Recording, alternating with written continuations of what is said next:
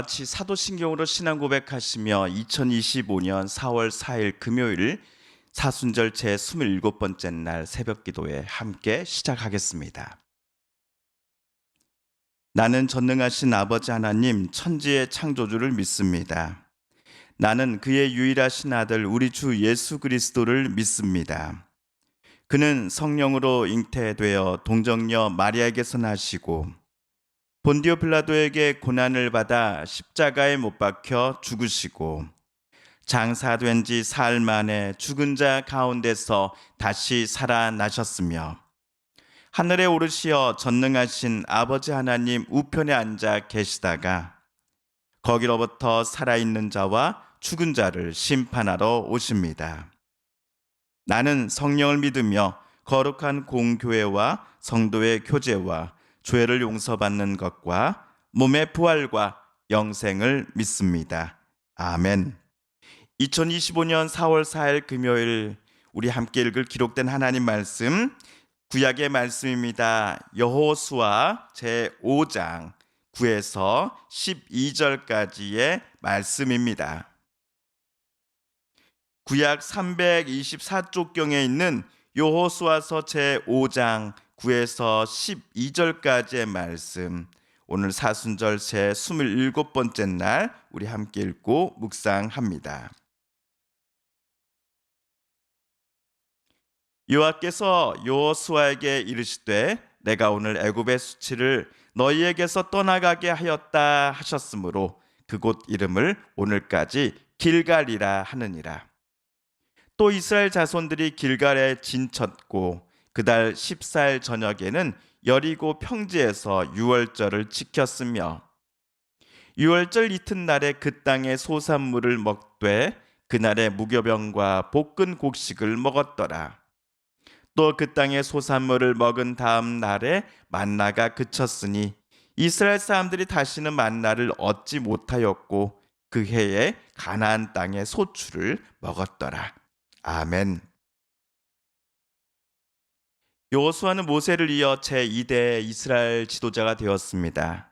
여호수아가 이끌고 있는 이스라엘 백성들은 엄밀히 말해 출애굽 제2세대입니다. 이들은 지난 광야 시간 40년의 시간 동안 태어난 세대들입니다. 그들의 부모님 세대는 애굽에서 종살이를 하다가 모세를 통해 하나님의 도우심을 받아 애굽에서 탈출을 한 세대이지요. 애굽을 잘 알고 또한 애굽으로부터 받았던 상처와 아픔을 모두 다 경험한 세대입니다. 이에 반해 지금 여호수아 당시 백성들은 애굽을 전혀 모르는 세대입니다. 그래서 학자들은 편의상 여호수아와 함께 요단강을 건너 가나안 땅 입성을 준비하는 이스라엘 백성들을 가리켜 출애굽 제2세대라고 부릅니다. 출애굽 제2세대는 광야에서 태어나 모압 평지를 경유하여 요단강을 건너 오늘 길갈에 이르기까지 모든 일련의 과정 속에서 주변 민족들로부터 이렇다 할 방해와 또 공격을 받지 않았습니다. 오히려 여호수아와 출애굽 제2세대가 요단강을 건너 길갈에 도착할 때까지의 과정들 속에서 이들의 행보는 주변 민족들의 간담을 서늘하게 만들었습니다. 주명국의 왕들은 여호수아가 이끄는 이스라엘 민족들의 그 행보를 생각하면서 정신이 혼미해졌다라고 우리 성경은 기록하고 있습니다. 이스라엘 백성들이 모압 평지에서 요단강을 건너 서쪽으로 건너온 이유가 여행을 위해서였을까요? 관광? 아닙니다. 가나안 땅을 정복하기 위해서이다라는 사실을 저들 가나안 땅의 크고 작은 민족들은 잘 알고 있었기 때문이었습니다. 이스라엘이 만약 자기네 성읍 또 나라를 공격할 때에 과연 저들을 누가 막을 수 있겠는가? 지금이라면 도저히 저 이스라엘 백성들을 막을 수 있는 군대가 우리 안에는 없다라는 판단을 주변국 왕들은 했을 것 같습니다. 자, 며칠 후 길갈에서 출발한 이스라엘 백성들이 첫 번째로 마주칠 성은 여리고 성입니다. 우리가 잘 아는 그 여리고 성입니다. 만약 제가 이스라엘의 지도자인 여호수아였다고 한다면 이 기세를 몰아 돌격 앞으로 라는 명령을 내렸을 것입니다. 1초라도 적군에게 시간적 여유와 준비할 시간을 줘서는 안 될 것이기 때문이죠. 그러나 오늘 여호수아는 자기 백성 이스라엘 남자들에게 무엇을 행하라라고 지시했습니까? 예, 할례입니다.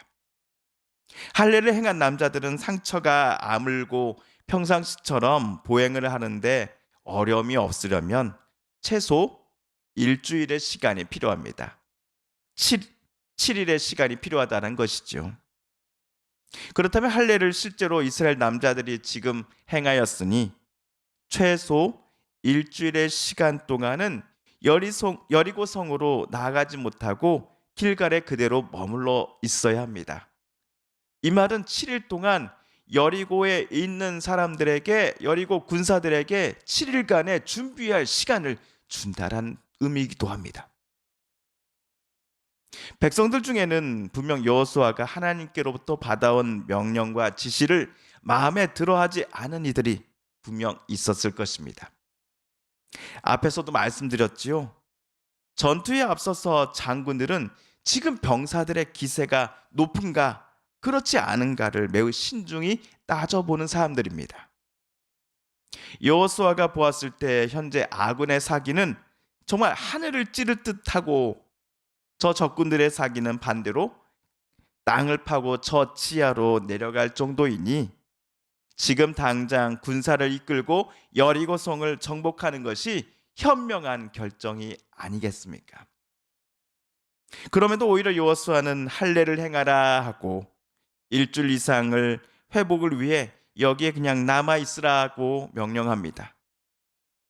여호수아의 주변 사람들도 이번 결정이 도저히 이해가 되지 않아서 그들의 고개를 절레절레 흔드는 이들이 분명 있지 않았겠습니까? 하나님께서 이스라엘 백성들에게 할례를 행하라고 여호수아를 통해서 지시하신 이유는 오히려 간단합니다. 출애굽 제2세대 이스라엘 백성들이 앞으로는 하나님의 백성임을 고백하며 하나님의 인도하심과 돌보심을 구하면서 하나님이 주실 가나안 땅에 앞으로 살아갈 것인가를, 아니면 하나님 없이 본인들의 의지와 힘, 외교, 군사력만을 믿고서 살아갈 것인가, 이 둘 중에 그들이 결정을 해야 할 터인데 하나님은 저들에게 어떤 결정을 하기를 원하셨을까요? 예, 첫 번째를 결정하기를 하나님은 원하셨을 것입니다.